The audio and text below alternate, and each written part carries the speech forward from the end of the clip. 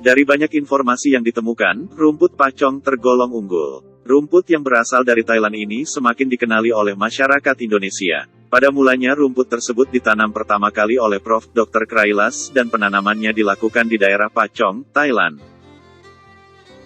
Tinggi rumput pacong bisa mencapai 5 meter. Bagian daun dan batangnya tidak ditumbuhi oleh bulu-bulu halus, sehingga lebih disukai oleh hewan ternak seperti sapi dan kambing. Kandungan nutrisi rumput pacong lebih tinggi dibandingkan dengan jenis rumput lainnya, terutama kandungan proteinnya.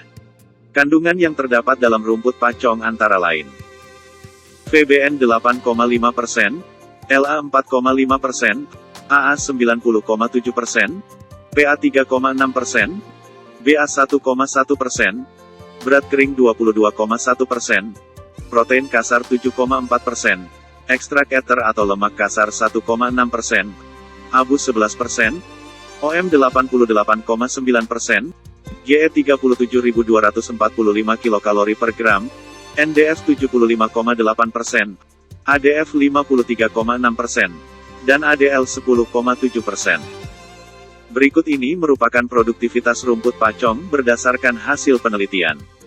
Data diambil dari ResearchGate. Produksi, panjang tanaman, berat daun dan batang rumput pacong berikut ini, dipanen pada umur 70, 80, dan 90 hari. Berdasarkan hasil penelitian, dapat dilihat bahwa rumput yang dipanen pada umur 90 hari nampak menghasilkan lebih baik dalam hal biomasa dan parameter lain. Berikut ini beberapa kelebihan lain dari rumput pacong. Sangat disukai oleh hewan ternak baik itu sapi maupun kambing, karena pada bagian rumput tidak dipenuhi oleh bulu-bulu halus, sehingga tidak membuat gatal ketika dimakan oleh hewan ternak. Memiliki kandungan nutrisi protein sebesar 16,45%, kandungan tersebut lebih tinggi dari rumput Taiwan yang hanya 13% dan rumput odot hanya 11,6%. Usia tanam dan panennya cukup panjang, yaitu hingga 9 tahun.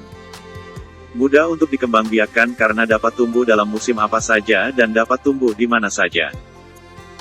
Perawatannya cukup sederhana karena membutuhkan penyiraman 1 minggu sekali pada musim kering. Dalam setahun pacong bisa dipanen sampai 3 kali. Dan hasil panennya pun cukup menjanjikan, yaitu untuk 1 hektar menghasilkan panen sebanyak 450 hingga 600 ton per tahunnya. Bisa menjadi ladang bisnis yang menjanjikan karena belum banyak orang yang tahu. Selain memiliki kelebihan, rumput pacong memiliki kelemahan yaitu belum banyak yang membudidayakan rumput jenis ini. Ketika pemanenan pacong terlambat maka akan mulai mengeras yang menyebabkan kandungan gizinya menurun. Lakukan pemanenan setiap 40 hingga 50 hari sekali, dan jangan sampai lebih dari 50 hari karena akan menurunkan nutrisi rumput.